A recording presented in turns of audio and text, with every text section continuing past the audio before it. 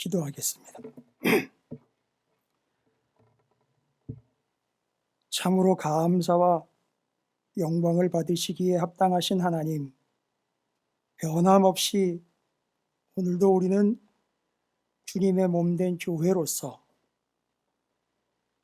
주의 그 나무에 붙어 있는 가지로서 또한 열매를 맺는 자들로서 주님 안에 거하는 자들로서 이렇게 주님을 예배하며 한 주를 맞고 또 주님을 예배하며 한 해를 보내고 있습니다. 늘 아쉬운 마음뿐인 우리의 인생이 하나님 앞에서 후회만 있는 삶이 아니라 소망도 함께 가져가는 귀한 삶이 되게 해 주시옵소서. 누구를 탓하는 삶이기보다는 내 스스로를 주님 안에서 돌아보는 삶이 되게 해 주시옵소서. 그리하여 내년도 한 해는 더욱 견고하고 더욱 은혜로 풍성하며 더욱 하나님 사랑 안에서 나라와 백성과 그 자녀된 모든 자들에게 복음을 전하며 예수를 드러낼 수 있는 복음의 통로가 되게 해 주시옵소서. 우리도 오늘 함께 기다립니다. 오매불망 기다립니다. 가격이 내리기를 기다리는 것이 아니라 주님이 오시기를 기다립니다. 주님이 다시 우리 가운데 마라나타 임하여 주시기를 간절히 소망함으로 기다립니다. 또한 이 예배를 주님 받아주시기를 겸손히 기다립니다. 주님 또한 주님이 하늘의 귀한 양식과 만나로 먹여주시길 기다립니다. 하나님의 귀한 말씀을 펼쳐 주님의 음성에 귀를 기울이며 마음을 헤아리고자 하오니 주님 이 시간 말씀하여 주시옵소서. 주님의 은혜 안에서 부족한 종과 사랑하는 우리 찾으시는 이후에 성도 한 사람 한 사람 방송을 통해 함께하고 있는 우리의 자녀부터 노년에 이르기까지의 한 영혼 한 영혼과 하나가 되어 주님만을 바라보 예배하는 하늘의 시간이 되게 해 주시옵소서. 감사드립니다. 예수님의 이름으로 간절히 기도 올려옵나이다. 아멘.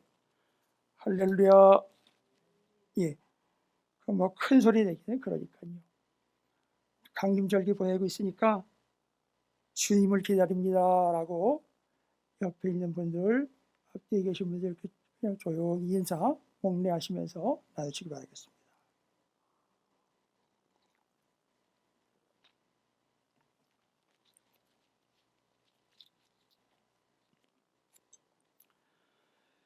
예, 이게 사도행전이 시작되면서 우리가 주님을 기다린다라는 주제로 말씀을 나누고 있습니다. 공교롭게도 내년도 저희 교회 표어가 바로 아버지께서 약속한 것을 기다리라라는 그게 바로 내년도 표어입니다. 이게 사도행전 1장에 나와 있는 바로 그 구절입니다. 저 뒤에 이제 달력이 왔는데 달력에 보시면 이제 이렇게 적혀 있을 겁니다. 그러면 이제 내년도 이렇게 달력을 이렇게 넘기시면서 또 뭔 말인가 싶지 않고 기다림이라는 말과 뭘 기다리는 건가? 그게 어떤 의미인가를 이해하시고 한 해를 이렇게 맞으신다면 달력을 딱 거실 때 아마 이렇게 계속 들어와서 뭔가 굳어진 것 같긴 한데 이해는 안 되는 그런 거 아니고 뭔가 알 것 같은데 아직 정리 안 된 그런 거 아니고요. 그렇지. 난 뭐 올해도 나는 오늘도 기다리는 자지. 그래서 그 기다림에 대한 주제를 좀 충분히 이해를 하시고 한 해를 맞을 때 또 내년을 기다리시고 한 달, 한 달, 한 주간, 한 주간, 한 사람, 한 사람, 심지어 한 영혼, 한 영혼을 기다리시며 다시 오실 주님을 최종적으로 앙마하는 여러분 모두가 되시기를 주님의 이름으로 축원을 드립니다. 그렇습니다. 기다림이라는 것은 제가 지난 수요일 날 우리 사랑하는 성도님들과 또 방송을 통해서 함께 나눴습니다만 기다린다라는 말을 오해를 하는 사람들이 많다 그랬어요. 제가 기다리는 걸 마치 뭐 하는 걸 기다리는 거라고 착각을 하는 사람들이 있다는 얘기죠. 아무것도 안 하고 그냥 손을 놓고 있는 걸로 오해를 하고 있는 분들이 있어요. 기다림이라는 것은 아무것도 안 하고 손을 놓고 무위 아무런 행위도 안 하는 걸 기다림이라고 그러지 않고요. 기다림이라는 말은 긴 만남을 의미한다라고 얘기를 했어요. 그래서 우리가 주님을 기다린다라고 말씀을 함께 나누고 있지만 주님 언제 오신대? 잘 모르겠어. 이런 개념이기보다는 이미 오신 주님을 우리가 지금 다시 오실 주님으로 믿고 그 주님과 뭐 하고 있는 중이라는 얘기죠. 만나고 있는 중이라는 거예요. 그래서 제가 지난 수요일 날 말씀드렸죠. 언제 오신대 이랬는데 답은 뭐라 그랬죠? 이미 하나님의 나라가 우리 가운데 임했다라고 말씀하셨어요. 그러면 주님은 이미 우리에게 임하여 계신 것이고 우리는 지금 그 주님을 어떤 스타일로 만나고 있느냐? 우리 안에 주님 올라가시고 뭘 보내셔서? 그렇죠. 성령을 보내셔서 성령 하나님이 우리 안에 함께 하심으로 주님과 함께 그리고 그 성령이 우리 안에 거하심으로 주님이 우리 안에 거하시는 거. 요걸 얘기하는 겁니다. 그래서 기다림이라는 것은 아무것도 안 하고 무의도식하는 것을 기다린다라고 이야기하지 않고요. 기다림이라는 것은 긴 만남을 이야기하는데 바로 우리가 짧게는 이렇게 한 주간씩이지만 또 좀 텀을 두면 강림절, 성탄주일까지 한 5주 정도를 이렇게 주님의 탄생을 뭐 하는 거죠? 기다리는 거예요. 그러면서 말씀으로 교제하고 예배를 빠지지 않고 성수함으로 주님과의 관계를 긴밀히 점검을 해보고 이제 의미를 이해하셨을 거예요. 뭘 기다리느냐? 그렇다면 뭘 기다리느냐? 아니 그 전에 왜 기다리는 겁니까? 왜 기다리는 걸까요?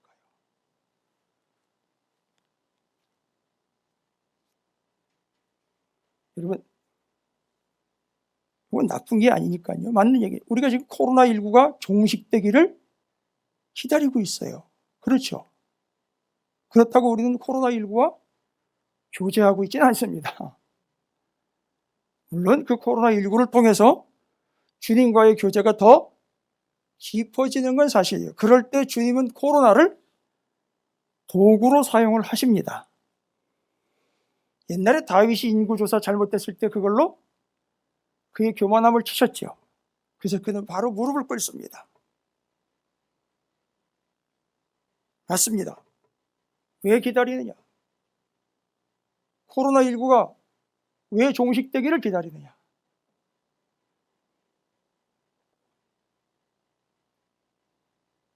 그 질병이 빨리 끝나기를 바라는 마음이죠.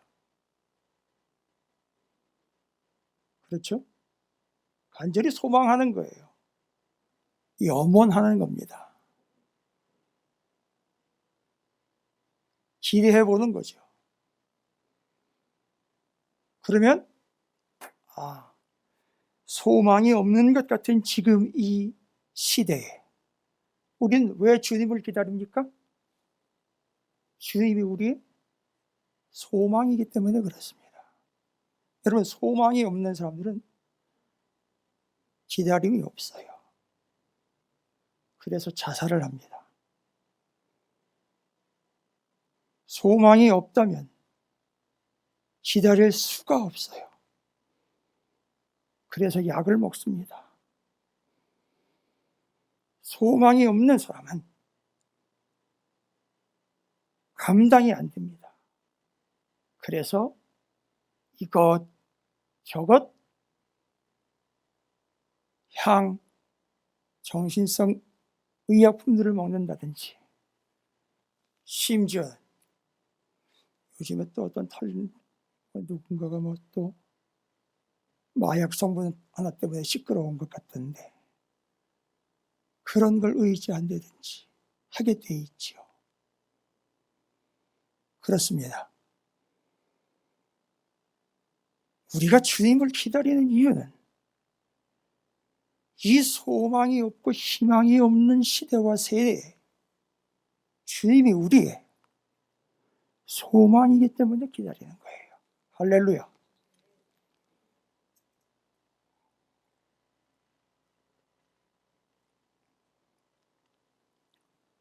그러니 아무 일 없는 듯 별일 없는 듯 살아가고 있는 듯한 많은 사람들 가운데 그 내면을 돌아보면 정말 소망 없는 사람들이 있다는 거죠. 그 안에 아무리 많은 의식주의 문제와 금전적인 문제가 해결된 채로 재정으로 가득 차 있더라도 그에게는 소망이 단 1도 없을 수 있다는 말입니다. 따라서 기다림이라는 것은 아무것도 하지 않고 손을 놓고 있는 것이 아니라 긴 만남이요. 우리는 왜 기다릴 수밖에 없느냐? 알고 봤더니 코로나19가 끝나기를 기다리다 보니까 코로나19가 끝나니까 코로나29가 와요. 그게 그래도 아웃이 되려면 3구는 돼야 되는데 그것도 3구로 스트라이크를 던져야 아웃인데,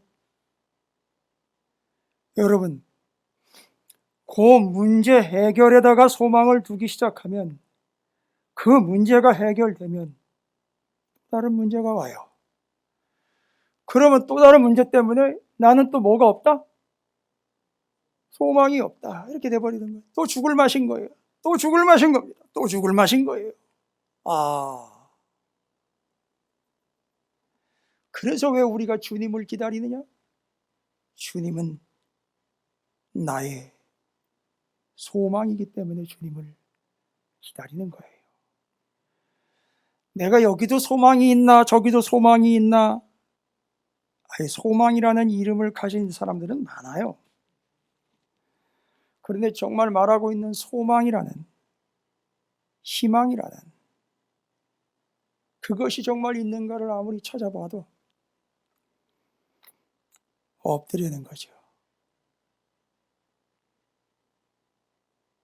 나의 진정 소망은 우리 구주 예수 그리스도 한 분밖에 없다라는 사실입니다.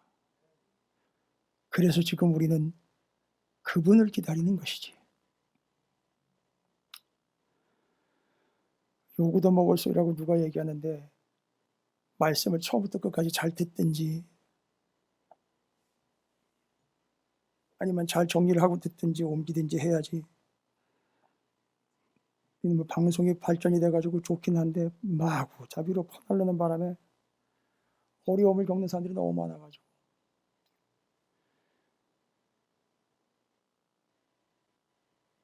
여러분, 우리는 코로나19가 끝나기를 아무리 기다려도 코로나19가 끝나다 치더라도 그 다음에 또 다른 문제 때문에 우리는 또 코를 빠뜨려야 돼요. 경제 문제는 또 어떻게 할 겁니까?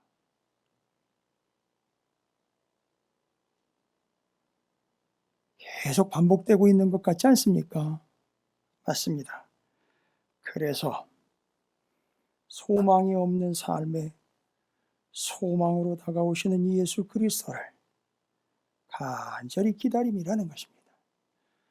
그래서 기다림에 대한 이해를 좀 제가 여러분과 나누고 있습니다. 기다림은 긴 만남이다. 아무것도 안 하고 행위를 안 하고 손 놓고 있는 것이 아니다. 더 간절히 그분을 만나는 행위다. 기다림이다. 여러분, 기다림의 원조가 누군지 아십니까? 이거 기다리는 거 하면 아주 이골이 난 분 있죠.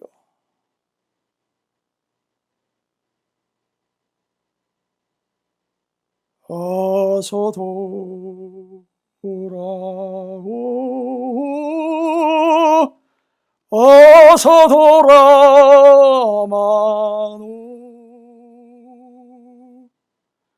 누가요? 누구에게? 뭐라 하신답니까? 아버지가요. 집 나간 아들내미한테 어여 돌아오렵니다. 누가 제일 많이 기다리면 눈이 짓물렀고 목이 쉬었는지 아시겠어요? 우리 아버지께서 제일 간절하십니다.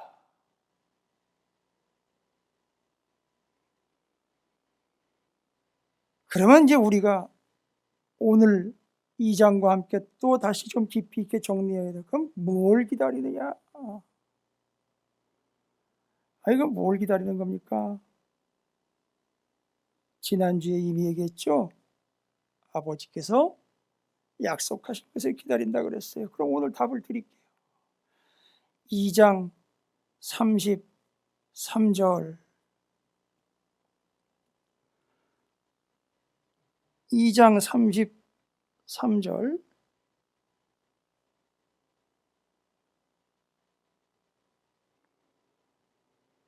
하나님이 오른손으로 예수를 높이심에 그가 약속하신 성령을 아버지께 받아서 너희가 보고 듣는 이것을 부어주셨느니라. 여러분, 33절, 2장 33절에 분명히 얘기하고 있습니다. 하나님이 약속하신 무엇을요? 성령을 아버지께로 받아서 너희에게 부어 주셨대요. 이 모든 것을. 그러니까 아버지께서 약속하신 것은 명백해졌지요? 뭐라는 얘기입니까? 성령입니다. 따라서 그 성령을 부어 주실 것을 약속하셨기에 그 성령 충만을 위하여 기다리라는 거예요. 그런데 성령 충만을 위하여 기다릴 때 아무것도 안 함이 아니라 성령 충만을 위하여 반드시 해야 할 일이 있습니다. 하나님, 저한테 하나님께서 약속하신 거 그거 주세요. 누가복음 11장 9절 구하라 그러면 너희에게 주실 것이요 찾으라 그러면 찾아낼 것이요 문을 두드리라 그러면 너희에게 열릴 것이니라 라고 할 때 구하라 찾으라 헬라어로는 아이테오 제테오 여기 구하라 찾으라 아이테오 제테오라는 말은 맡겨놨어? 이런 의미예요. 구하라 찾으라라고 할 때 이 사람은 빠져요. 마치 뭐 한 것처럼요. 맡겨놓은 것처럼 와가지고 그거 주신다는 거 있었잖아요, 하나님. 그거 주세요. 하면 다 주신다는 거예요. 여러분, 이거 오해하시면 안 되는 거죠. 내가 갖고 싶은 거를 아무다가 가지고 나 이거 갖고 싶으니까 주세요 한다고 주시는 게 아니고, 분명히 주님이 주시겠다라고 약속하셨고, 거기에 네가 뭐 하면, 구하면, 찾으면 주겠다라고 약속하신 것이 바로 성령이에요. 그러니까 우리는 뭐라고 구해야 된다? 약속하신 성령을 부어 주소서. 그러면 성령이 오셔가지고 이제 다 했어요. 내가 이것도 갖고 싶고 저것도 갖고 싶고 이러고 싶은데 내가 일일이 그거 하지 않아도 성령이 내 안에 들어오셔서 내게 필요한 모든 것들을 알아서 성령이 뭐 하시는 거예요? 알아서 구해 주시는 거죠. 대신하여 간구해 주시죠. 함께 간구해 주시죠. 그래서 하나님이 응답하시는 것이죠. 그러니까 지금 우리는 성령의 임재 충만을 기다리면서 그거를 달라고 아이페오, 제테오 구해야 한다는 얘기입니다. 되셨습니까? 여러분 좀 이해하시고 들으세요.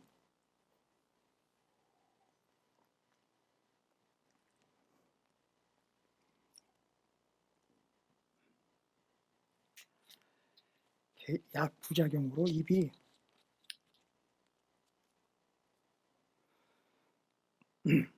난리도 아닙니다. 입안이 막 벗겨지는 것 같아요. 타서 지금까지 이렇게 여러분과 함께 말씀을 정리해본 기다림이라는 거에 대해 얘기해 보니까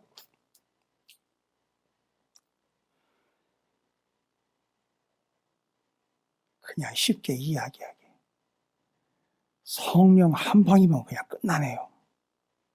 그죠? 왜요? 너무 노는 표현이에요? 대박 성령이네. 성령 한 방이면 끝나는 거예요. 근데 이분이 떠나질 않고 우리와 함께 하겠다는 거예요. 이야.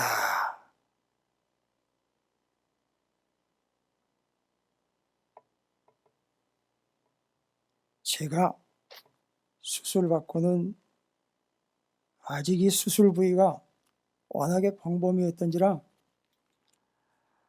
아무느라고 아주 요동을 치는 것 같아요, 이 안에서. 저기 큰 물고기 하나가 거기 들어가 있는 것 같아요. 그래가지고 막 휘젓고 다니는 것 같은데, 아프면 가끔, 요즘은 이제 정기적으로 먹는구나. 가끔 떼어 먹느니 차라리 이렇게 시간을 정해가지고 제대로 먹는 게 낫겠다 싶어가지고 진통제를 먹는데, 이게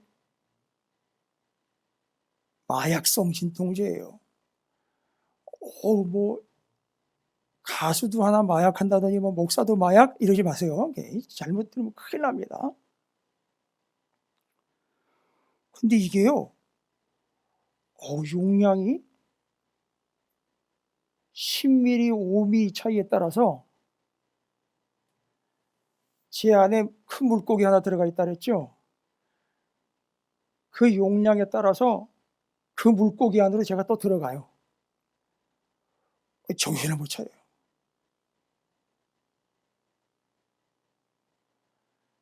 우리의 성령께서는요, 용량 제한이 없으세요. 알아서 조절하세요. 들어오셔가지고 우리한테 역사하시는데, 그래서 제가 그런 의미로 성령 한 방이면 끝난다 이런 얘기를 드린 거예요. 성령 한 방이라고 했지, 성령 한 분이면 충분한 거죠. 주님 한 분이면 충분한 거죠. 아버지 한 분이면 충분한 거죠. 이야, 이 기다림이라는 주제와 함께 성령 하나님이 또 언급이 되셨습니다. 그럼 언제까지 기다려야 되는 겁니까? 언제까지?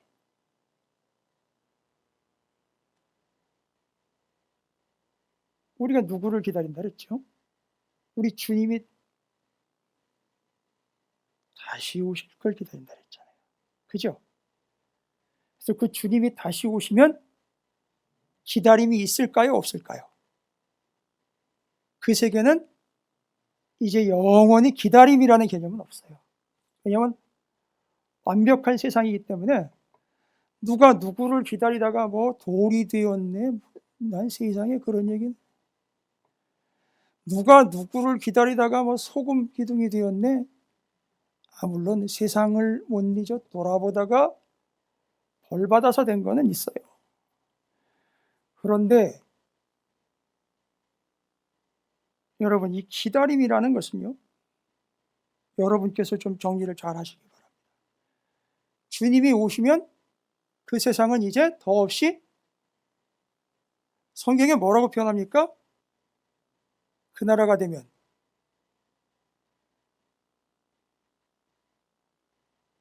노래 있잖아요, 찬양.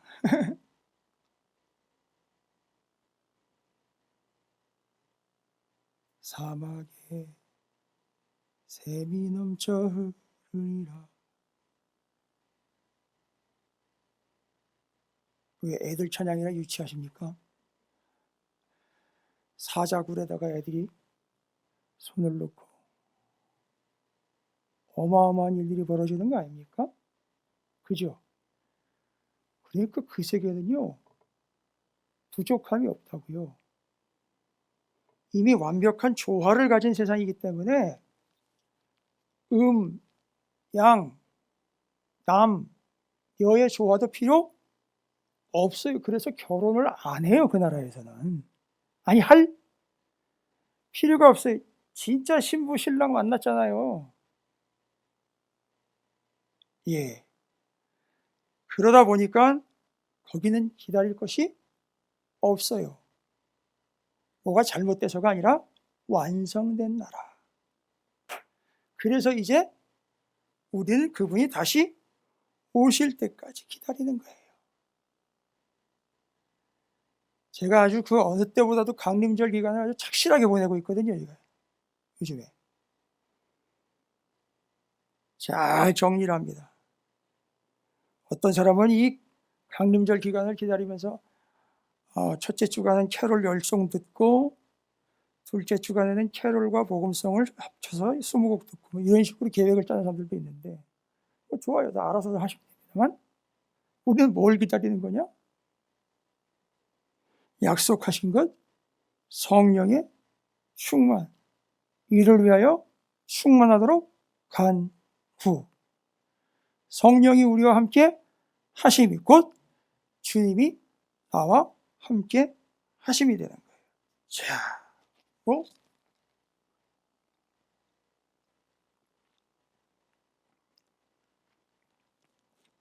거기서 뭔 얘기가 딱 필요하겠습니까? 이제 기다리는 자들, 제대로 기다리고 있는 자들의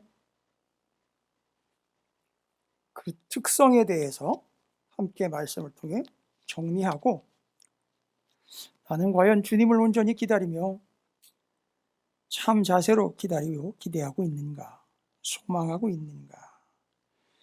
일전에 한번 언급했을 수도 있습니다만 제가 딱 3가지로만 정리해서, 주님을 약속한 것인 성령 하나님의 충만함을 위하여 간구하며 주님이 다시 오시기를 간구하며 기다리고 있는 자들의 당연한 열매라고도 할 수 있어요.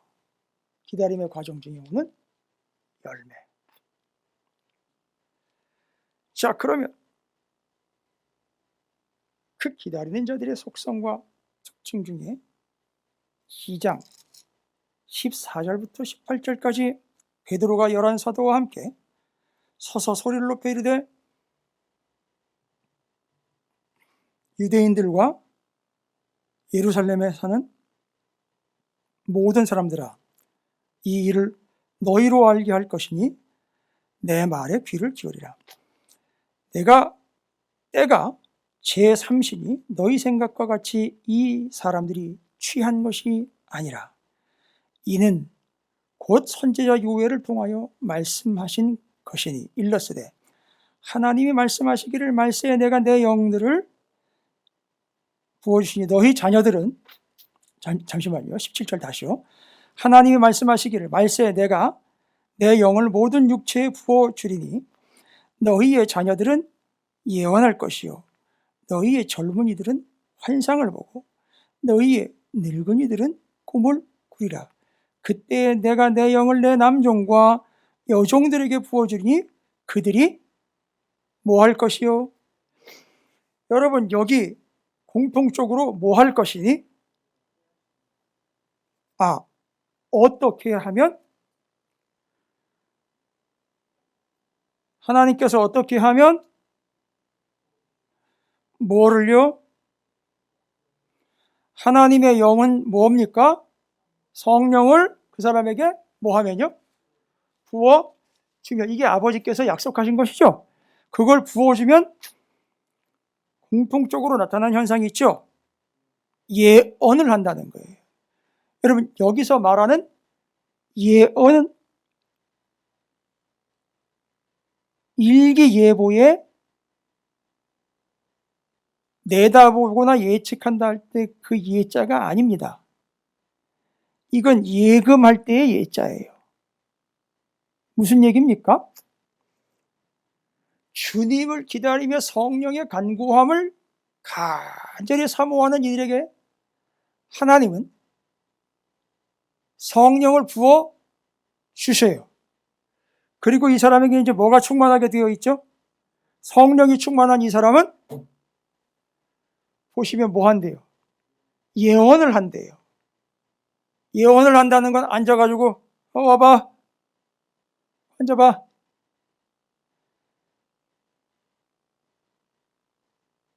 점쟁이가 앉아가지고 교인들 운명을 점치는 그런 전방이 아니올시다. 교만하게 어디 하나님 앞에 앉아가지고선 그냥 하나님의 말씀을 있는 그대로 받았으면 예레미야처럼 다니엘처럼 더하거나 빼지도 않고 때로는 목에 칼이 들어오더라도 하나님이 이렇게 하겠다. 예레미야에게 하나님은 이스라엘이 몇 년 동안 70년 동안 바벨론의 포로로 끌려간다는 걸 얘기하게 했어요. 사람들이 예레미야를 잡아 죽이려고 난동이 났어요. 그래도 예레미야는 그 얘기를 전해야 합니다. 주님을 제대로 기다려 약속한 것을 받고 얻고 약속하신 주의 성령으로 충만한 자들의 특징 첫 번째, 그들은 말씀을 받아 꿀꺽 삼키는 자들이 아니라 그 말씀을 전하는 자들이 되어 있다라는 겁니다. 여러분, 전한다라는 말은 이렇게 각인시키십시오. 옮긴다. 할렐루야. 옮기시는 거예요. 그러면 여러분 안에 누가 계신다고요? 성령이 계십니다. 그 성령께서 뭐 하실까요? 그거 전할 때 도와주십니다. 잘 전할 수 있도록 가이드가 되어 주십니다. 힘이 되어 주십니다. 도움이 되어 주십니다. 그래서 첫 번째, 기다리는 자들, 아니 강림절기만 해당하는 게 아니고요, 평생 주님을 기다리는 자들의 특징은 평생 성령의 충만함을 간구하고 한결로는 주의 말씀을 예언자처럼 받아서 마치 카세트 테이프, 옛날에 기억나십니까? 마이마이라고, 그것도 왜 마이마이라 그랬는지 모르겠어요. 그 테이프 꽂아가지고 이어폰 껴서 노래 들었던 시절 있지 않습니까? 그건 그 테이프 그 가수 거 넣으면 그 가수 것만 나와요. 다른 거 안 나오죠? 거기 녹음된 것만 나오죠? 여기 예언이라는 말은 그 사람에게 하나님의 말씀이 갔기 때문에 그 사람은 세상 얘기가 아니라 누구의 얘기? 하나님의 말씀만 오롯이 전하는 자가 되어 있다는 겁니다. 기다리는 자, 그는 곧 예언자입니다. 할렐루야. 여러분이 참 예언자입니다. 예언자의 사명을 감당하시기를 주님의 이름으로 축복합니다. 두 번째는요, 여러 가지가 있습니다만 제가 여러분에게 힘도 되고 여러분의 신분도 다시 한번 확인해보자. 세 가지만 정리를 좀 했어요. 2장 25절 한번 보실까요?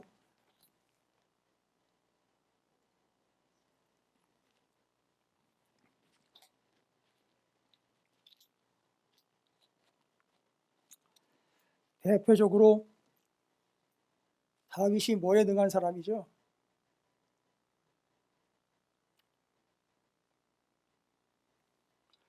아주 이거엔 이골이 난 사람이죠? 도망 다니기도 수태 도망 다녔고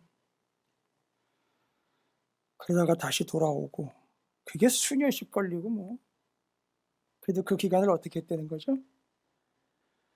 기다림에 이골이 난 사람이에요. 새벽이 오기를 기다립니다. 이 질고가 떠나가기를 기다립니다. 적들이 물러가기를 기다립니다. 나라가 회복되기를 기다립니다. 갈라진 나라가 하나 되기를 기다려요. 기본적으로 다윗은 그렇게 기다리는 자였었어요. 하나님의 뜻을 기다리면서 특징이 하나 있습니다. 그는 사울이 칼을 들고 창을 들고 쫓아올 때에도 뭐 하기만을 기다릴 수밖에 없는 거죠. 겉으로 보면 그냥 겉으로만 보면 자기를 죽이려고 따라오는 사울이 죽기만을 기다려야 되는 비참한 신세 아닙니까? 그렇죠. 그런데 그 비참한 현실 속에서도 아버지 하나님, 제사장 나라의 진정한 왕이신 하나님을 그 동굴 속에서 그 추위 속에서도 찬양하며 예배하며 기다렸고 아들 압살롬 때문에 뭐 했어요? 자기가 살던 왕궁에서 쫓겨납니다. 왕궁으로 돌아가기를 기다려야 되는데 언제 돌아갈까? 참 참담한데 그 와중에도 기다립니다. 결국은 다 돌아갑니다. 하나님이 다 불러 세워요. 그 어려운 환경 속에서도 참으로 기다릴 수 있는 자 다윗은 뭐하지 않더라.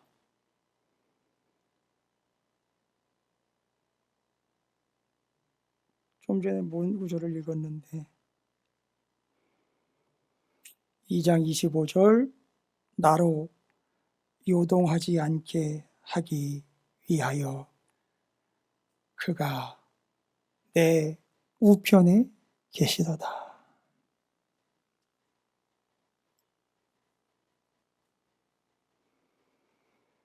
여기 요동한다라는 말은요, 배가 흔들리니까 내가 따라 흔들린다 뭐 이런 개념보다는요, 배가 침몰될 것 같으니까 자기가 배 안에서 괜히 막 왔다 갔다 하는 그 형상을 얘기를 해요. 그래서 이 살리오라는 요동치다라는 살리오라는 말은 왔다 갔다 하다 오락가락하다 이런 뜻이에요. 절대 주님을 기다리는 자는 오락가락하지 않습니다. 요동치지 않습니다. 정리되시죠? 지금 우리는 그 시간을 보내고 있는 거예요. 그 주님을 기다리고 있는 겁니다. 다음으로는요, 2장 43절부터 47절까지의 말씀인데, 그 초대교회의 특징이잖아요, 그게. 초대교회 성도들이 모여가지고요, 물건을 서로 통용했다. 거기 제목에 보면 믿는 사람이 모든 물건을 통용하다. 믿는 사람이 다 함께 있어 모든 물건을 서로 통용하고 또 재산과 소유를 팔아 각 사람의 필요를 따라 나누어주며 날마다 마음을 같이하여 성전에 모이기를 힘쓰고 집에 떡을 떼며 기쁨과 순전한 마음으로 음식을 먹고 하나님을 찬미하며 또 백성에게 칭송을 받으니 주께서 구원받는 사람을 날마다 더하게 하시니. 왜 이런 행동을 했는가 봤더니만 자기네가 인정받으려고 이런 행동을 한 게 아니라 주님을 기다리기 위해서 이런 행동을 한 건데, 보십시다. 단순히 그런 의미를 넘어서 여기 있는 이 사람들은요, 자기 재산을 뭐라 하지 않는다는 거죠. 내 거라 하지 않고 함께 나눠 쓴다는 거예요. 무슨 얘기입니까? 주님을 기다리는 자? 이렇게 정리해 볼게요. 나는 아닙니다. 나는 부족합니다. 아유, 주님, 그게 왜 내 거예요? 아닙니다. 주님이 어떻게 그게 제가 잘해서 그렇게 됩니까? 아니죠. 주님, 저는 무익한 종입니다. 주님, 저는 죄인입니다. 라고 자기 부정이에요. 자기 부정은 옛날에 기억나십니까? 제가 말씀 한번 드린 적이 있는데, 자기 부정은 주님 긍정으로 열매를 맺습니다.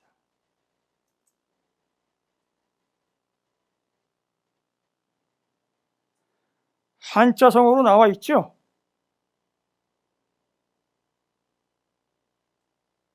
자부주궁이라고. 자기 부정은 주님 긍정을 이끌어낸다. 죄송합니다. 한자 사전에는 없어요. 자부주궁. 자기 부정은 주님 긍정. 할렐루야. 이런 사람들을 주님이 용납하신다라고 표현을 쓰는 거예요. 되십니까? 주의 말씀을 받은 그대로 전하는 삶을 살아요. 이거는 내가 말로만 하는 거 얘기하는 게 아니에요. 삶을 살아내기에 그 말씀을 통해서 누가 드러난다는 얘기죠. 주님이 드러났다는 얘기예요. 그 다음에는요, 어렵고 힘들지만 요동칠 수밖에 없는 상황이지만 절대 오락가락 왔다리 갔다리 헷갈리지 않는다는 거죠. 그 다음에는요, 내가 아닙니다라고 자기 부정한다는 거예요. 어떤 사람들이요? 주님을 기다리는 자들이요. 주님을 기다리는데 왜 기다린다 그랬습니까? 주님이 나의 소망이기 때문에. 잘 정리하세요. 나중에 또 헷갈려요.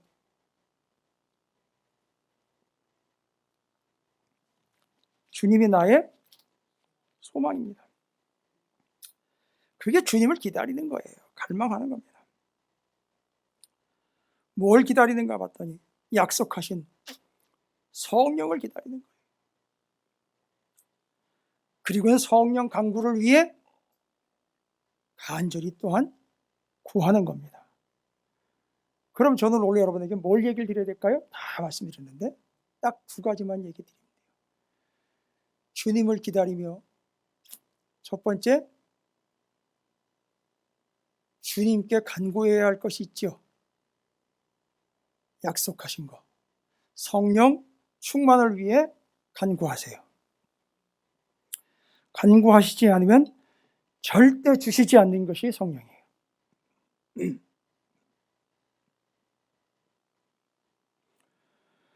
그리고는 주님이 기다리는 동안에 기록된 바 하나님의 말씀을 주십니다.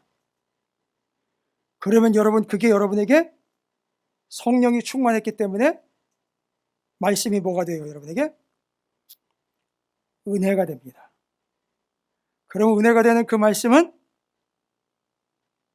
여러분이 주님을 기다리는데 큰 힘이 돼요. 그리고 진정으로 기다리는 자들은 그 말씀을 전하는 예언자의 삶을 삽니다. 그리고 여러분의 삶이 말씀과 부딪혔을 때 내 삶이 뭐에서 어긋나는 것 같습니까? 말씀에서 어긋나는 것 같으면 어떻게 한다? 이건 내가 해서는 안 되는 것이지라고 자기 부정을 갑니다. 그러면 누가?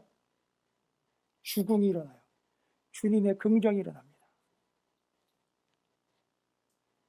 그게 바로 응답이에요.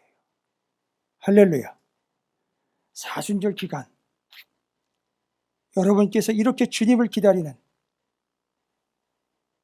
온전한 삶이 되시기를, 주님만을 기다리며 그 말씀만을 소망하며 성령으로 충만하며 자기 부정으로 시작된 우리의 믿음이 주님의 긍정으로 구원함에 이르게 되는 여러분의 삶이 되시기를 주님의 이름으로 축복합니다. 한번 따라서 외치겠습니다. 마라나타. 기도하겠습니다. 하나님, 감사합니다. 주님을 간절히 사모함으로 기다립니다.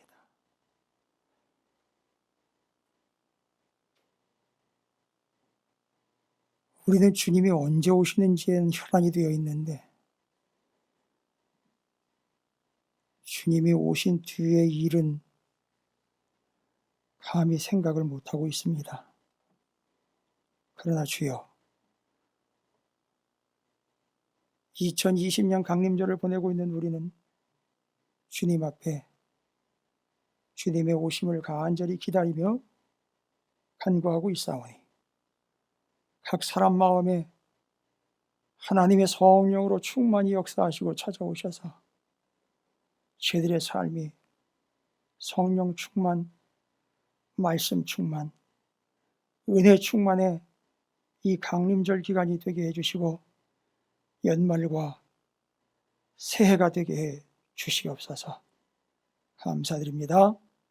예수님의 이름으로 간절히 기도 올리옵나이다.